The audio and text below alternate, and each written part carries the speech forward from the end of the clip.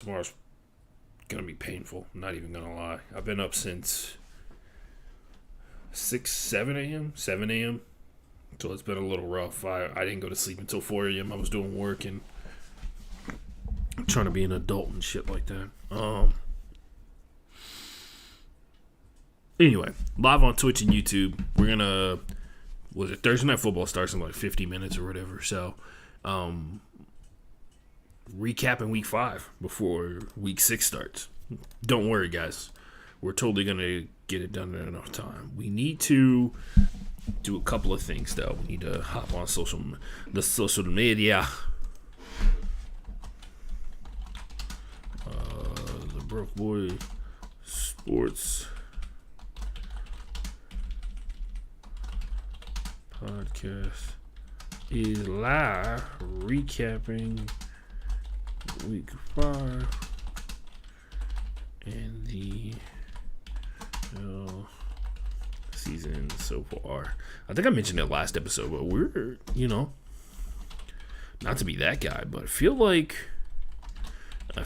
things are kind of looking up. Getting more followers on social media, on almost every single platform. Well, I'm getting more followers on the platforms that I post on. Let me put it like that. I don't post enough on Instagram like I used to. I used to post my workout every day that I worked out, but that's not happening anymore. But I probably should get back on that because what the fuck?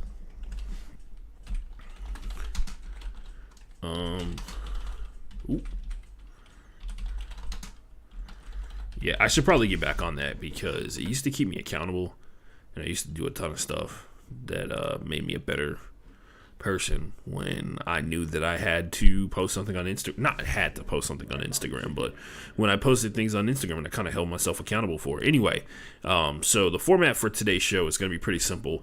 We're going to do something that's eerily reminiscent of a famous quote. It's called either your first or your last. So the way that that's going to work is we're going to go through, because we're going to talk about every team in the NFL. Not necessarily what happened in week 5, but we're going to talk about every team in the NFL. And wow, what is that? Why is there an ad going off in the middle of my show? All right, there we go. Hopefully nobody heard that, but I know you did. It's okay. We can power through, guys.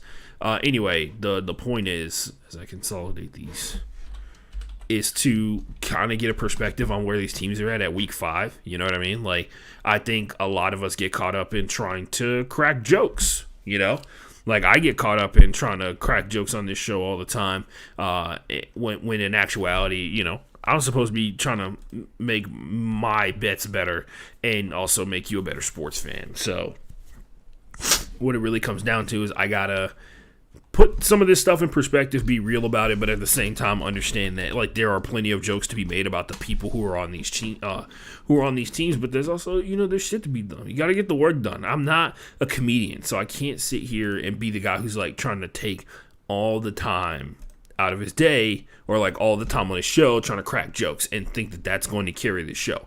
It's not. Just like I can't be the guy who thinks that my football knowledge is going to carry this show either. I think it's a mix of both of those things when I attempt to do both of them, and of course delivering things in a concise manner combined with the fact that my voice is sultry, smooth, and sexy. A lot of people love it. Some of you guys know I'm a Uber driver on the side.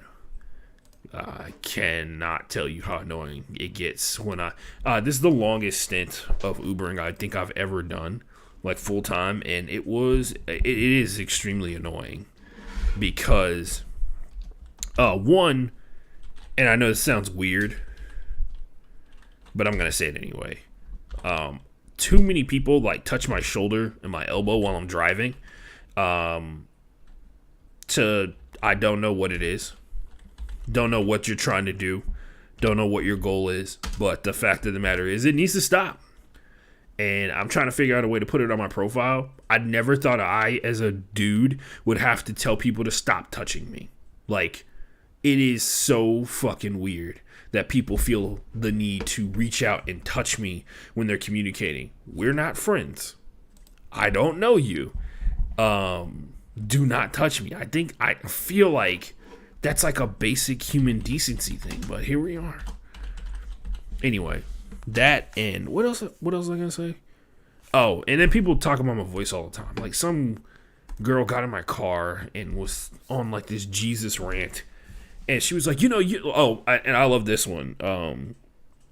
Oh man, like you should be on TV doing the news, and I'm like, wow, that actually would be a fucking nightmare for me personally, because there's actually not enough time in the day for the things that are important to deliver things in a nuanced enough way to help people understand it.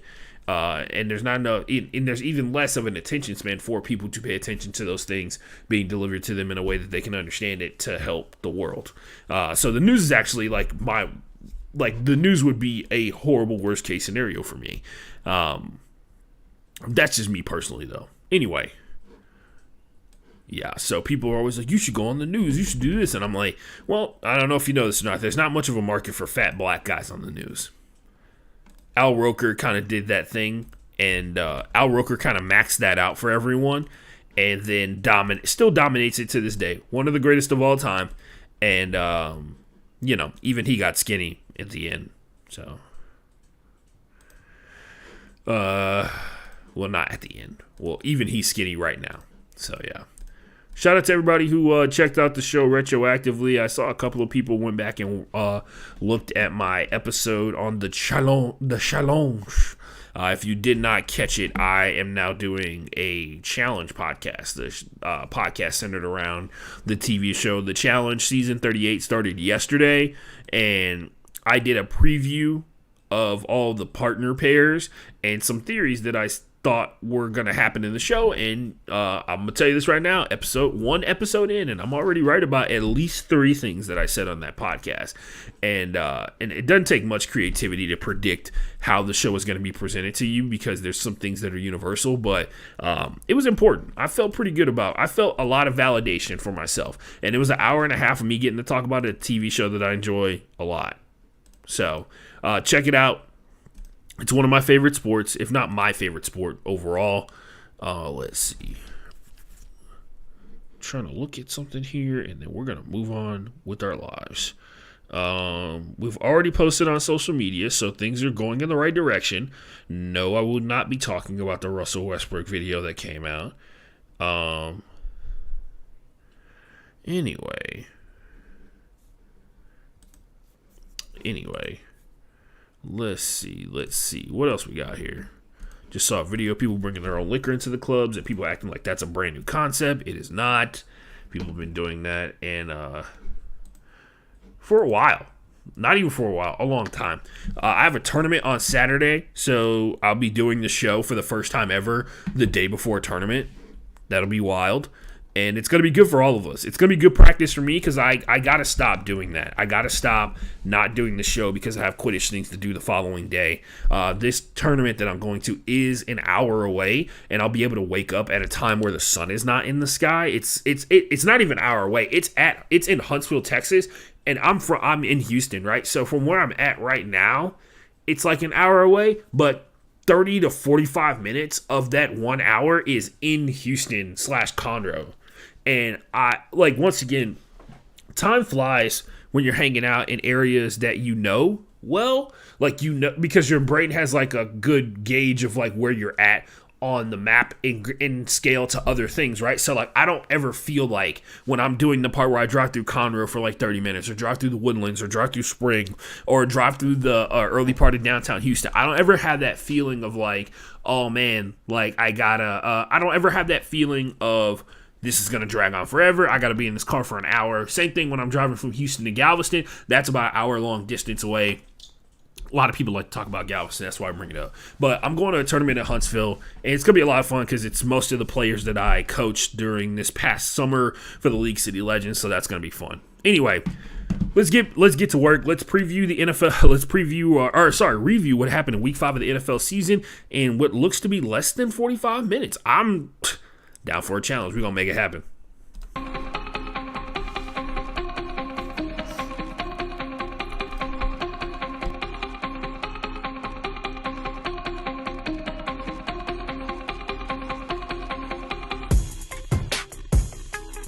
Ladies and gentlemen, boys and girls, and everybody else in between, first off, Shout out to the what is it? Hold on. Let me say it correctly. Motherman X, our latest subscriber. Welcome to the bank. Which, by the way, is what I'm gonna call this podcast. When you subscribe to it, you're entering the bank, because we are broke boys and we're trying to figure out how to rob it. The plan, obviously. We have two things that are the ultimate plan when it's all said and done. One maybe easier than the other. You let me know which one you think is easier. So step number one, or part of the plan number one, 1A and 1B. 1A is, of course, the $100 million Spotify contract, or exclusive podcasting contract for $100 million. And once the money hits our bank account, we stop showing up for work and we stop doing this podcast forever. Yes, this podcast is a scam in 4K.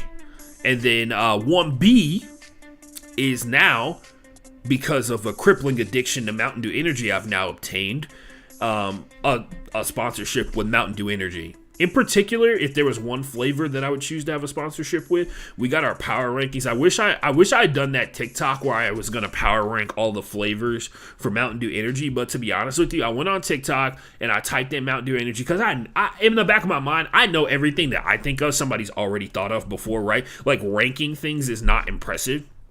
By the way, the show started, so I'll just go into the full screen, especially since we're going to spend 100% of the show here. We need to do some updates on the record because we're now in like the 80th percentile for we're in the 80th percentile for both. No, we're in the 90th percentile for against the spread and 80th percentile for straight up picks now for ESPN's Pick'em League. Anyway, going back to what I was saying, if there was a flavor, I was going to do a TikTok where I power ranked all the flavors of Mountain Dew Energy. Yes, we're starting off with a tangent even though we're on a time crunch. I was going to do a power ranking of all the Mountain Dew Energy flavors. And then I spent like a month trying to find a Mountain Dew Energy flavor that had been discontinued called Berry Blitz. Once I figured that out, I realized I had all the cans that I needed. And then I went on TikTok and looked up like what other Mountain Dew Energy videos have been made and what are some people using. First of all, I'm going to tell you this right now. One thing that's super discouraging to me is people who do like amazing photo edits, because I do image of the week, right? And there's a ton of people who do image of the week. Some of them have the ability to use After Effects on the photos that are being presented for image of the week, and they make them look so cool, and they use like a dope hip-hop trap beat underneath it that makes it even cooler. Like, you get like plus 50 points when you hit trap beats pretty much underneath anything. In particular, if you can work some drill music in there, oh yeah, you killing the game. Anyway, that's a little editing secret out there for all you young aspiring people. Yes, rock music is, I guess you can say, worldwide popular, but hip hop music is pure hype.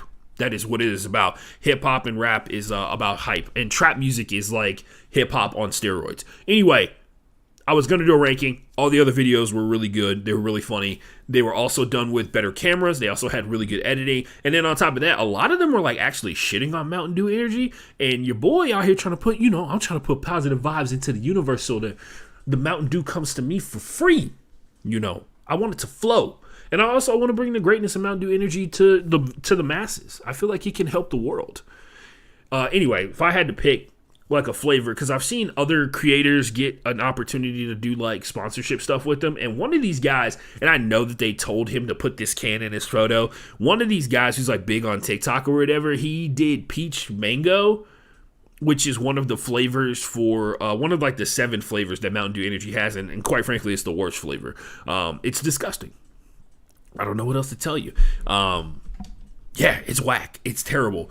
Anyway, I would pick Orange Breeze or Code Red. Code Red recently came out, and it tastes exactly like Code Red from like the regular soda, which, by the way, that's why I'm addicted to Mountain Dew Energy. It has a fourth of the sugar, so it has like 4 or 6 grams of sugar, and then everything else is like pretty much zero. I actually had multiple registered dietitians look at the back of the can, and they're people that I truly trust because they want me to get in better shape, right? Like, they know that I train on a regular basis, and they know that I also don't get the benefits of my training on a regular basis because of like dietary choices. Anyway, they look at the can, and they're usually really quick to knock stuff down. They look at the back of the can, and they're like, this is not nearly as bad as I thought it was going to be, Ashton. And I was like, boom, that's all I needed to hear. That's all I needed to hear. And so now I have carte blanche. I limit myself to 3 per day. And then on the days that I drink Mountain Dew Energy, I do not allow myself to drink any form of soda. So I try and drink Mountain Dew Energy as much as possible so I don't drink soda. So I cut down the sugar intake overall on my body. Not going to lie, it's working a little bit. I know you can't really tell because I'm wearing a black short sleeve hoodie. By the way, ultimate form of a hoodie, short sleeve hoodie. Like not just a shirt with a hoodie on it, which is something the NFL sells. You see me wear my like Texans hoodie that's like a cutoff, or my Seahawks hoodie. That's like it's basically just a long sleeve t-shirt with a hoodie on it. That's not what I mean. I mean like an actual hoodie with that extra material on it with the hood on the back of it. Anyway, we should probably talk about football at some point on the show because that's what the whole goal is. We're going to power through, and I'm going to be honest with you. The description says we're going to talk about Week 5. What we are going to talk about in relation to Week 5, we're going to use the schedule for Week 5 as a way to organize the teams that we're talking about in the order that we're going to talk about them in. Because what we're really here to do is look back on the first month of the season and discuss what we see on a regular basis from these teams and their problems. Like I said before, if you didn't hear it on the stream, I'll say it here on the podcast. We're going to do a game that is in honor of one of the greatest phrases in the history of sports ever uttered. If you're not first, you're last. So we are going to literally, I went through like the primary categories that are existing in football on a regular basis. And I took, so underneath every score, I took and wrote the team names for each one of the teams. And if your team was number 1 in that category, I wrote it underneath their team, underneath the score. And if they were number 32, I also wrote that there because I feel like when you are elite at things, you should get applauded for them. And sometimes you can be elite at things you suck at because being dead last in the NFL at something is pretty impressive. So we move on. We start with number 1. It's the Colts versus the Broncos. Final score in this game was 12-9. And I think almost everybody in America regrets watching it. I think Matt Ryan and the Colts regret they showed up. And they were like, yo, if we're going to go through all of this suffering and all of this pain, we might as well get something out of it. And they got to win versus the Broncos on the road in a game where the Broncos lost so many starters. And quite frankly, the Broncos potentially lost faith in one another. This is one of those games because we're at the 5-week mark. This is one of those games that could be a soul breaker for a team. And if you have no idea what a soul breaker is, the beginning of every single season, there's something in the back of every single athlete's head where they believe, even if they know that they look across the landscape of their roster, they know they don't have the talent to make it happen, right? In comparison to the rest of the league. They look at the coaching staff. They know that they don't have the coaching staff to outcoach most of the coaches they're going to come up against this season. But there's something in the back of their brain where they're like, if we all just have a good day, or like 60% of us have a good day one day, every single Sunday for like half the season, we can make something happen. Soul breaker games are games that are either massive blowouts or close losses that were followed by a series of just moronic mistakes that the said team in question has been making all season. It's one of those situations where you are the things that define the mistakes that define your team all come out and really just get amplified times 10. And after the game is over, the team is broken beyond repair. Like the team will never be able to get back into it. Motherman Max, the most recent subscriber to the bank, hopefully you're enjoying the Broke Boy Sports Podcast, but for the first time ever, wrote into the chat. Shout out to you. The low-calorie energy drinks and seltzers helped me curb my soda drinking and aided going from 222 to 195. Yo, straight up, Motherman X. I don't know why I keep saying Motherman Max. I think it's because there's X in there. But yeah, Motherman, not gonna lie to you, man. I started drinking Mountain Dew Energy, and I basically, I don't really drink soda all that much anymore, and I'm trying to get to the point where I don't drink soda at all, but the Mountain Dew Energy stuff has helped me a ton. I do drink White Claws, regrettably, instead of Trulies. My girlfriend likes White Claws, so I end up drinking those a bunch. I also have worked on, and tell me if you've been working on this one as well, Motherman, I've been working on drinking straight liquor. Like, just drinking, like, pouring whiskey into a glass with ice and drinking it, because one thing that also gets you is double whiskey cokes taste really good, guys. They're designed to taste good, and your boy is susceptible. Is the nice way to phrase it. Going back to the Soul Breaker games, this could have potentially been one, especially considering, the iconic photo that came out of this game, the iconic clip of video. Is it KJ Hamler that did it? Took his helmet off. Released the absolutely immaculate flow for the world to see, and smashed his helmet into the ground because he was wide open on what would have been a game-winning touchdown. Russell Wilson just didn't see him because he only read half of the field like he's a second or first-year quarterback in the NFL. Anyway, we got a couple of number ones. We have 5 first or last situations in this one. The Colts, number 1 in interceptions, number 1 in sacks surrendered this season, and number 1 in fumbles. The fumbles part, not surprising. Mother Man X, I swear, every person that hops into this chat is somehow interesting. I would ask Mother Man what country they're in, because that seems to be a thing too, where people hop into the chat and they're not from America. But he says, that is a classy way to drink, where it's just straight whiskey or just straight alcohol in a glass. I've been working on that. It helps me a lot. I'm not going to lie. Oh, it's Taylor Crawford. What's up, dude? What's up, man? Hopefully the preseason's been treating you well. It has been a nightmare for your boy. I haven't actually played a real game of quad ball. It sucks. It sucks. I'm not going to lie. It's tough. It's tough out here. I've been playing quad ball games, but not had an opportunity to go all out. For the people who are listening on the podcast, I apologize for nothing. But yeah, I didn't know you quit drinking 6 years ago. That's probably why you're ripped. That makes a lot of sense. Maybe I'll be like Taylor when I grow up one day. I aspire. But the Colts, number 1 in interceptions, number 1 in sacks surrendered, number 1 in fumbles.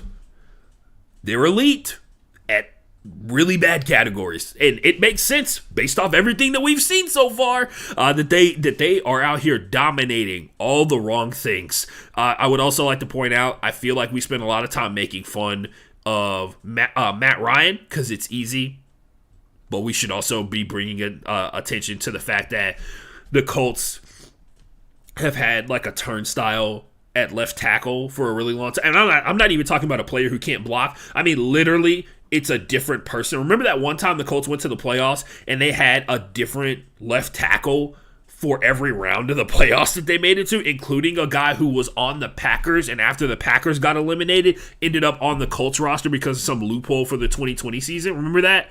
That was fun for everybody. What a time. Speaking of last place, the Broncos. We didn't say anything about last place, but I had to do it. The Broncos, they are 32nd in the following 2 categories. Tell me if this makes sense if you're watching at home. The Broncos are 32nd in red zone touchdowns and red zone touchdown percentage, meaning that the number of times that they get into the red zone, they have the absolute worst percentage in the league of converting that into a touchdown. Who would have thought a team that scored 9 points versus the Colts defense, and really, I don't think has scored over 28 points this season, is really crappy in the most important part of the field. Who would have thought? What a world. Moving on to the Sunday games. The Giants played the Packers. I will point this out. The Giants neither first nor last in any category. The Packers neither first nor last in any particular category that I looked up. Very interesting. I will say this. We are in a time now, very strange time, because a lot of people thought that the Packers were skating by and beating bad teams. Turns out, if you look at the numbers, in particular points scored for and points scored against, the Giants are dangerously in a territory for where they are good on offense and good on defense. I do love the fact that Brian Daboll's big grand master plan for being in charge of the New York Giants this season was what if we just played 90s football? That's the last thing they would expect us to do, right? Everybody at PFF is telling us how stupid we were for selecting Saquon Barkley, even though he very clearly is different than every running back that's in the game right now, and probably will be truly a unique running back for a very, very long time. And it also, I don't know if we're all in favor of giving more touches to Daniel Jones, but if we get the ball out of Daniel Jones' hands and put them into Saquon's and put the ball into Saquon's hands, I feel like that's a win for us. And it turns out also when we run the ball, one thing to really point out that may be big time benefit for us, if all of our wide receivers get hurt, we don't have to worry about that because Saquon will be 20 yards down the field before they figure that out. And by the way, the Giants wide receivers are dropping like flies. It's actually like super weird. I'm not even lying. It's really weird how injury prone they are. Like Kenny Golladay was hurt to start the season. They lose Sterling Shepard to like a freak ACL tear. Kadarius Toney is doing the thing that he's done ever since he got into the league where his ankle is just constantly messed up. And now I think it's Davis Sills who got hurt too at one point. I think he hurt his ankle. Motherman X asked, OBJ come back. For what? For who? For what? The problem is the disparity of talent across the entirety of the position. One guy ain't gonna really change that up too much. Like a lot of people like to think that OBJ came to the Rams and took them like completely over the top. My thing is, you look at the Rams, Van Jefferson Jr. was already ridiculous. Cooper Kupp was already ridiculous. And adding OBJ just made the position absolutely absurd. And him going back to the Giants would put him back very similar, let's be honest, into the situation that he originally left. I don't think OBJ wants to catch the ball from Daniel Jones. And if Daniel Jones can even accurately put the ball somewhere where OBJ can catch it. Also, OBJ needs to go somewhere where he's not going to instantaneously have to step on the field and be the number one guy like he did with the Rams. I will say if he goes back to the Rams, things are going to be a little bit tougher. I would imagine that Tampa Bay is in play in a lot of these situations. I would also like to point out Tampa Bay may be in play because of the Julio Jones thing, because it's happening again and nobody's talking about it, where like Julio Jones is on the roster but nowhere near on the field. It's hard for me to believe that Scotty Miller's out here just really taking time away from Julio Jones, but apparently that's the world that we live in.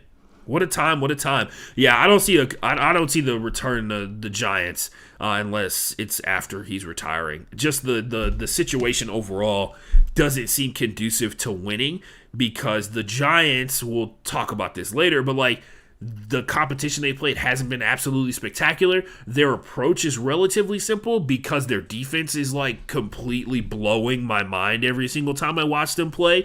It's not even the pressure up the field. They're getting like practice squad defensive backs to be able to line up against like pretty good wide receivers and kind of shut them down. Giants 27, Packers 22 on this one. A lot of people thought this was a proven game for both of these teams, and in particular the Packers kind of coming out here and showing that, hey, guess what? They are having the problems that we think that they're having. But neither one of these teams, number 1 or number 32 in any primary category that I could find. But that cannot be said about the next two teams we're about to talk about. The Vikings beat the Bears 29-22. Huge divisional win for the Vikings, and it leads me into something that's very important. The Vikings are number 1 in the NFL in game-winning drives. And if you remember something about last year's Vikings team, they found themselves in, I think, the most one-possession games next to the Chargers last season, and they had the worst record in the league for the past, 4 years or something like that in one-possession games. Last year, basically, it was like one of those situations that if they won half of the one-possession games that they played in, they would have been a playoff team and been like a decent seed, and it would have given them double-digit wins on the season. Anyway, number 1 in game-winning drives. They have 3 in the 5 weeks of football that have been played. So they're riding the lightning again. Number 1 in fourth down conversions. Those are 2 pretty clutch categories. Let's be for real. The Bears, 32nd in plays run. Like the number of plays that have been just had the ball snapped and something happens, they're dead last in that, which makes sense. I would also like to point out they are number 1 in a very funny category, and it is yards per pass. 13.7. And as soon as we get to a point in the season where you have to have a qualifying number for yards per pass, they will be out of the number one spot because they also are dead last in pass attempts. So there's that. The Patriots took on the Lions. Well, the Patriots showed up, and the number one offense in the NFL did not, like, at all. And the Lions look very much like the Lions. There is one thing, despite the fact the Lions are one of the better offenses in the NFL, there is one thing that sticks out that they are truly elite at. They are number one in points allowed this season. So that's great. That's fantastic for them, I'm sure.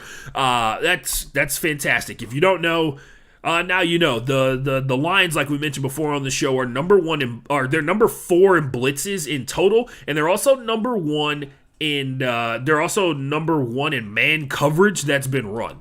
So number 4 in blitzes shown, or blitzes run, where you send more than 4 people, and then they're also number 1 in man coverage, which doesn't bode well for a team to be successful in the long run. Still, fingers crossed. I did say I believe the Lions are a playoff team, and hopefully they can bounce back from this one. The Patriots, on the other hand, somehow, some way, not surprised at all, Bill Belichick, in the worst of worst situations, turns a rookie quarterback into one of the deadliest weapons in the NFL.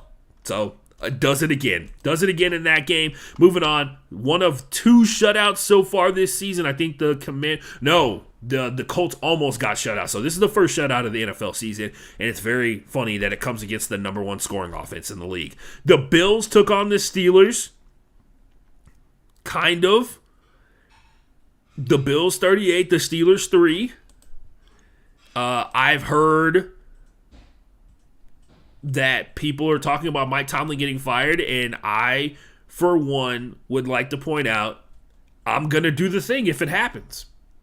If it happens this year, if Mike Tomlin gets fired after carrying Big Ben for the last 2 seasons to somehow getting him into the playoffs in his final year, and for Mike Tomlin to get fired the first year after Ben Roethlisberger is off of the team, I'm going to do the thing where I go on the internet and I say that is racism.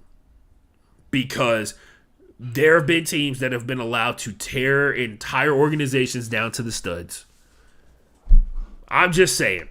And it's very clear that Mike Tomlin's got a situation going on with the offensive coordinator who may or may not be needing a new job here pretty soon. We'll find out. But I find that weird. I'm going to do the thing.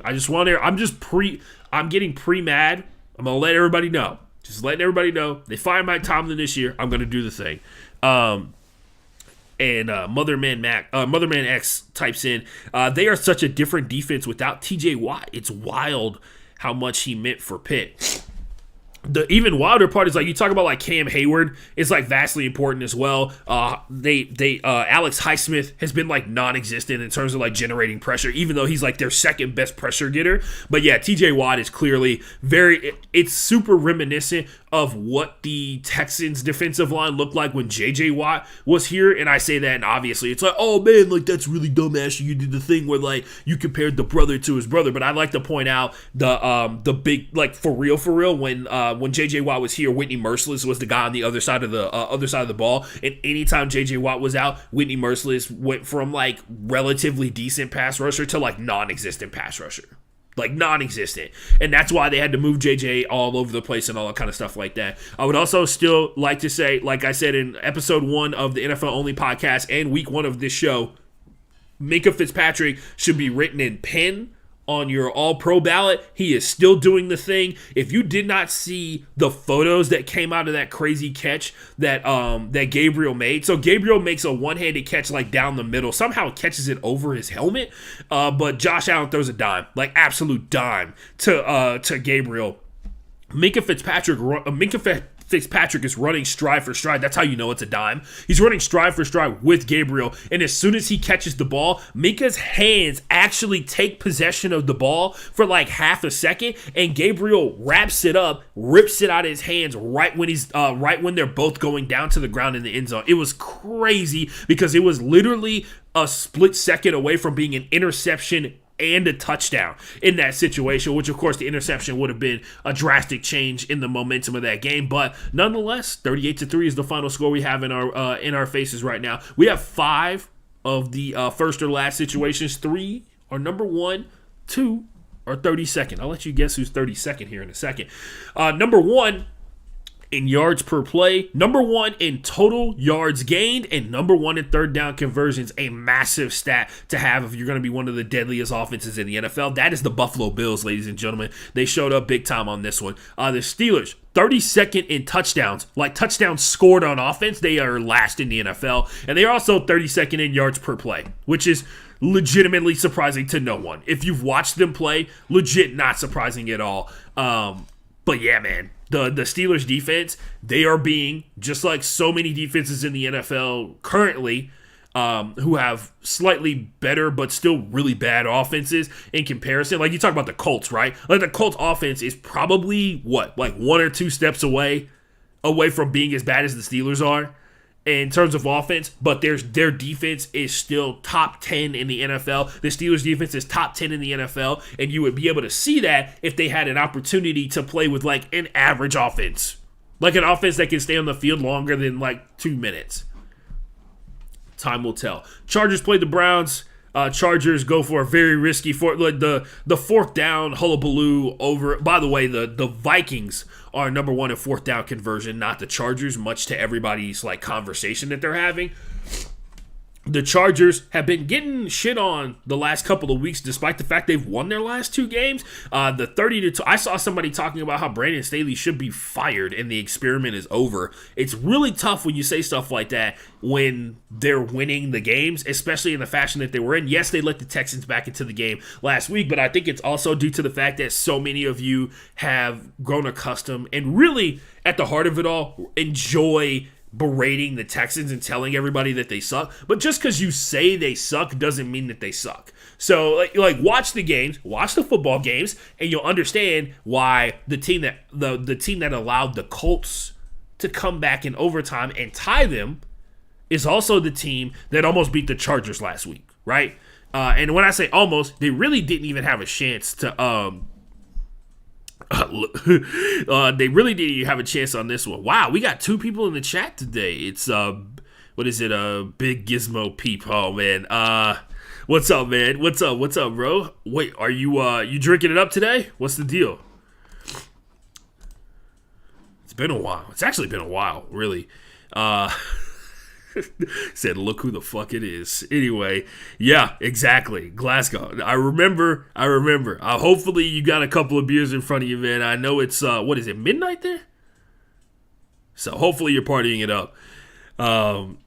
We're talking about the Chargers and the Browns, 30-28. The Browns are number 1 in something, and to nobody's surprise, they are number 1 in rush yards. They have almost 1,000 rushing yards on the season. They literally have like 968. So next week they will be the first team to reach 1,000 rushing yards. And you have a few pints. I need more than a few, bro. I need more than a few. Are we talking? What are you drinking tonight? Guinness or what? What's the deal? Tell me. I live in Texas, so. And also I drink a lot of whiskey as opposed to beer. So you gotta tell me what are good brands of beer, as a beer drinking man like yourself.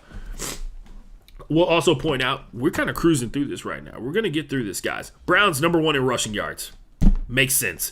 If you watch literally 1 quarter of Browns football, it is not surprising to you whatsoever that they are number 1 in rushing yards. Texans, 13. Jaguars, 6. To nobody's surprise, the Jaguars and the Jaguars and the Texans are number 1 in 0 categories. They are also not 32nd in any category, so they will not be coming up in our game. Are you first or last? Oh, wow. He says, I do have a few pints, and by a few, I mean 7. I like it. I like it a lot. San Miguel Lager. For all you beer people out there, hit me up on Twitter, FB_playbook, or at the Ashton J. Let me know, is San Miguel the good shit? I'm assuming it is, but when you can drink 7 of it, you know what I mean? Like, if you drink 7 pints of a beer, how good can it really be, and not be passed out? Saints 39, Seahawks 32. I'm going to tell you a couple stats about the Seahawks that'll make perfect sense as to why all of their games are super exciting. I will also point out one thing that is the specter that follows one Jameis Winston, one young Jameis, one young famous Jameis. The Saints are number 1 in offensive turnovers. So, yeah. Anyway, the Seahawks, number 1 in yards per attempt rushing. They have the number 1 yards per carry offense in the NFL in terms of rushing yards. They are number 1 in offensive penalties committed. They are also number 1 in yards per play against. They are number 1 in rushing yards per play against. There they go. The Seahawks have one of the worst run defenses, if not the worst run defense in the NFL. And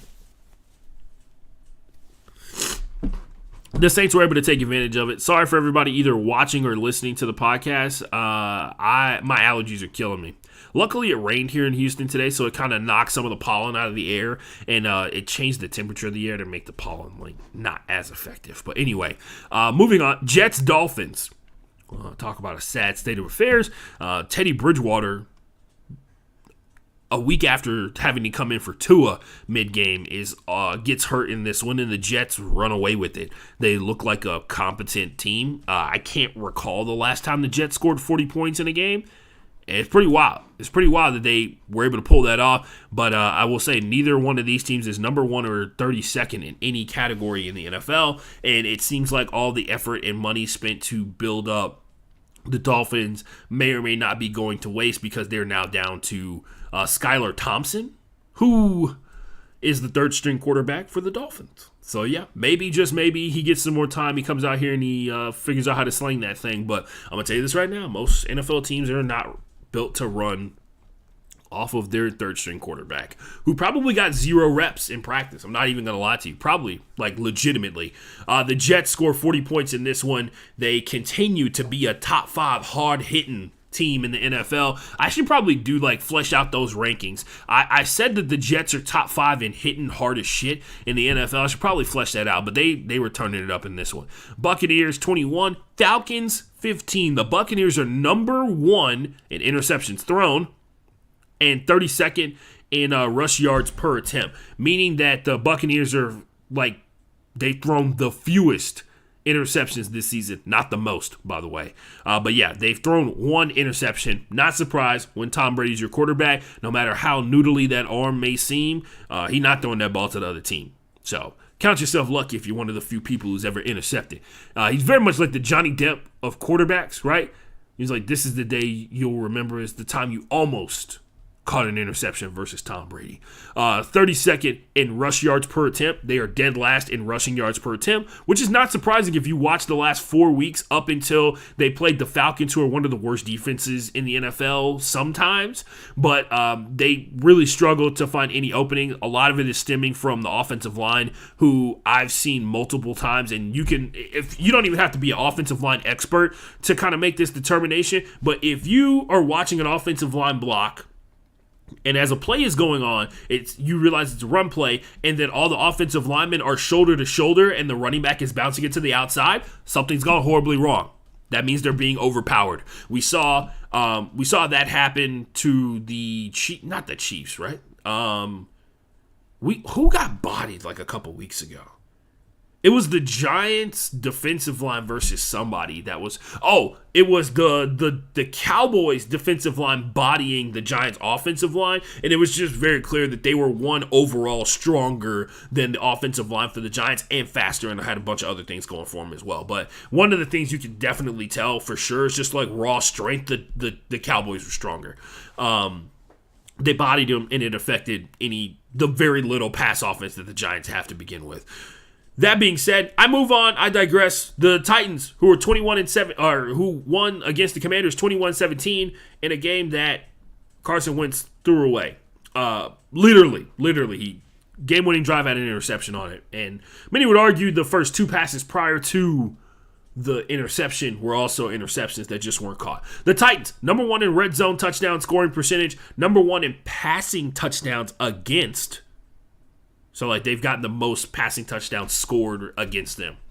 But they are also number 1 when they get into the red zone in terms of scoring touchdowns. Turns out having a massive, behemoth, giant, a literal titan of a human being as a running back really makes your red zone offense very, very efficient. Oh, and then combining that with the ability for your quarterback to run really, really quickly, regardless of how good your wide receivers are. Option read in the red zone is like deadly for the Titans because there's not many defenses that can read it fast enough to be able to catch up with Ryan Tannehill when he pulls, and then most people have to overcommit to Derrick Henry because he's so massive and it takes more than one person to take him down. Anyway, that being said, those two things, not too bad, not too shabby. When you get in the red zone, it's basically a done deal. They're literally like 93% when they get into the red zone in terms of scoring. It's ridiculous. The Commanders, though, they are dead last in a stat that will surprise no one. They are 32nd in scoring drive percentage. So this is the percent, like you take the denominator is the number of total drives you have in a game on offense. The numerator is the number of those drives that you score on. They are dead last in that category. I think it's like 32% or something like that, which is wild.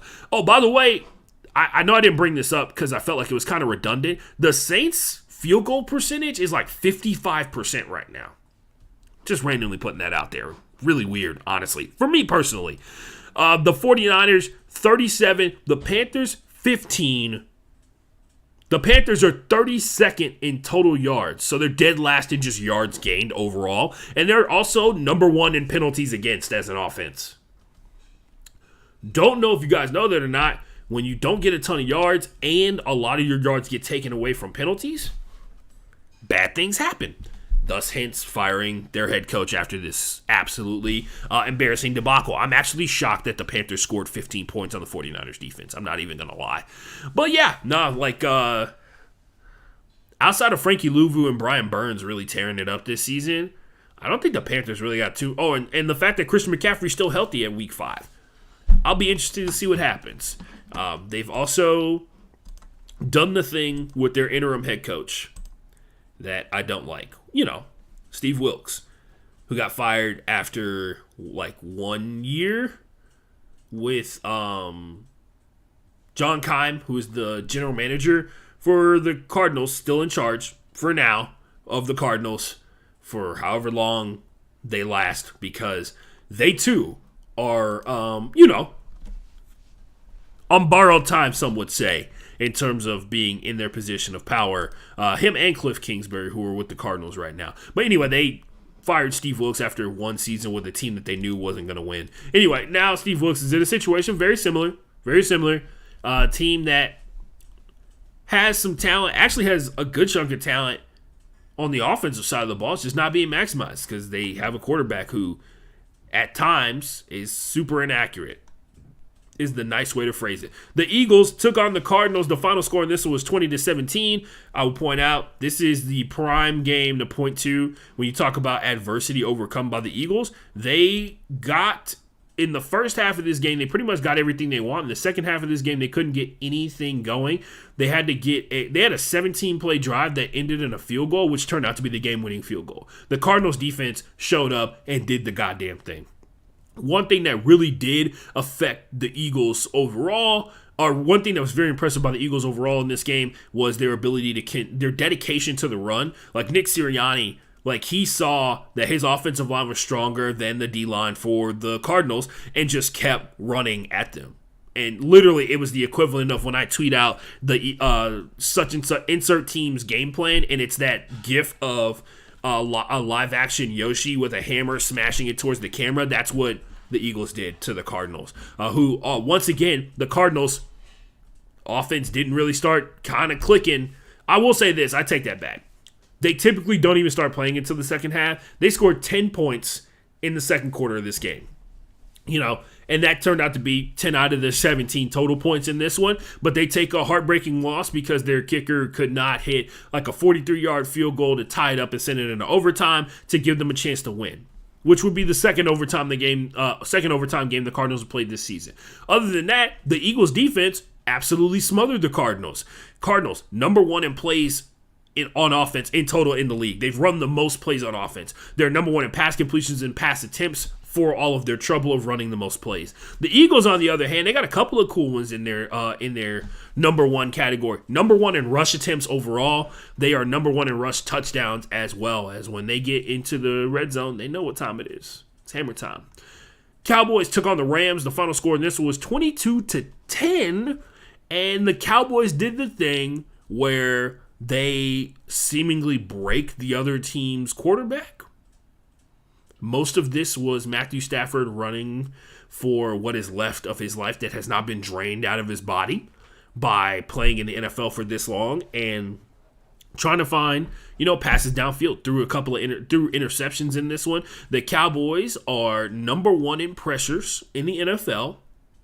That's PFF stat. They are tied. Oh, sorry. This is. They're also doing the other things. So they're killing it on defense, and then their offense is not messing up the game. Their offense is dead last in interceptions thrown, dead last in turnovers generated, and they're also dead last in turnover percentage. So, they're just not turning the ball over. And anytime their defense gets a turnover, it just remains in the plus category for them overall. And it's one of the big reasons why Cooper Rush is being super successful, not only because he actually shown a lot of throwing ability, but he's not taking sacks and he's not throwing the ball away. The Rams, on the other hand, are number one in turnover percentage. So, literally losing possessions in this game. When you go up against a team that is not going to turn the ball over and they are playing the number one turnover team in the NFL, that's taking possessions away for you to be able to score, and that's how you get 22-10. What do you know?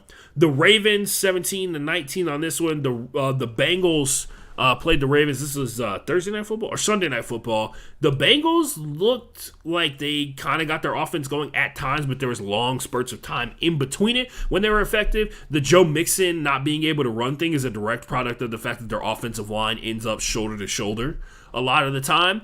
And the Ravens, once again, one of those teams that you see them make all these huge plays. Legitimately, they're number one in turnovers generated, and they're also number one in pass yards against or whatever, but their defense generates the most turnovers in the NFL. Lamar Jackson is number one in a bunch of passing categories as an individual. And we know that Lamar Jackson's out here slinging dimes and able to run the ball. J.K. Dobbins is back like he never left, but they end up only mustering 19 points. Credit to the Bengals defense, which has been really good the entire season. The Bengals are one of those teams carried by their defense, by the way, in case you didn't pick up on that. Monday Night Football, last one before. Oh, look at that, 7:02 p.m. Look at that, Ashton holding on to his promises. I'm sure they're in commercial break right now, and they will be done they'll be coming back live for the game at 7:05. Monday, the Raiders 29, the Chiefs 30. The Raiders were first in scoring drive percentage in the league. Legitimately, the Raiders are one of the most efficient scoring offenses in the NFL. It's crazy. The Chiefs, they are first in the following categories. Yes, it is a lot.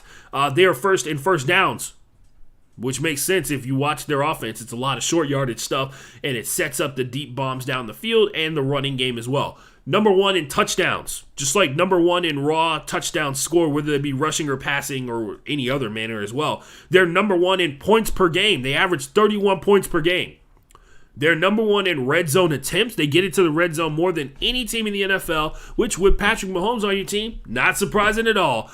They are number one in red zone touchdowns. They are super efficient when they get into the end zone. I think they're number two behind the Titans, who are 92%, but they are number one in red zone touchdowns. So, yeah, I don't know if you guys know this or not. The Chiefs are really good. They played really well against the Raiders. The Raiders did the thing where they look like a playoff team for a large chunk of the game. And then when it comes down to making clutch decisions at clutch times, Mac Hollins almost mossed two defensive backs for the Chiefs to catch a go-ahead touchdown in the third quarter or something like that.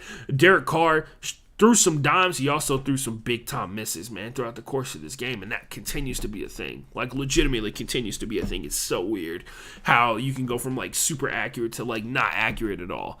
And, don't forget the most important part of this entire game, Josh Jacobs back-to-back games with over 140 rushing yards. He had 141 for his career high last week, and then this week he had 150 plus to surpass his career high, and he is amazing in he is currently in his contract year. You know the code. You know how it's got to go down. Contract year, it's time to get this money. And it means it's time to run like you're trying to get this money. And Josh Jacobs has done nothing but that. The Raiders look like a real contender for the AFC West second playoff seed that they'll probably get when it's all said and done. But they do take an L in this one, and they slip further and further down towards the bottom of the NFL barrel, despite the fact possibly playing multiple playoff teams so far early on in the season. And the one win that they have is versus a team that probably won't be in the playoffs in the Denver Broncos. So, yeah. The Raiders, like I said before, number 1 in scoring drive percentage. And on that note, ladies and gentlemen, I have reviewed all there is to review about Week 5 of the NFL season. When we come back tomorrow, we're just going to be doing the regular Broke Boy Sports podcast show. And it'll be 3 days in a row that we've done a podcast. And hopefully we'll add another follower. We got multiple people in the chat today. We got a ton of action going on in terms of the Twitch stuff, man. Turns out if you stream on a daily basis, eventually people will show up a lot more frequently. Who would have thought? On that note, it is time for me to take my leave so I can go watch Thursday Night Football.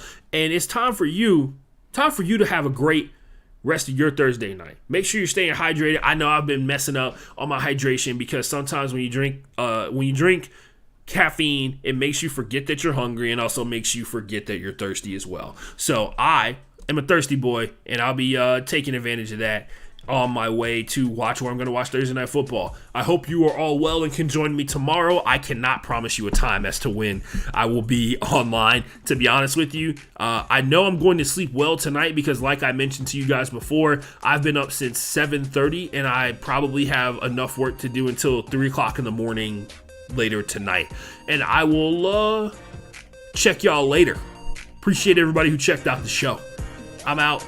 Wash your hands, wash your ass, drink water, and do good.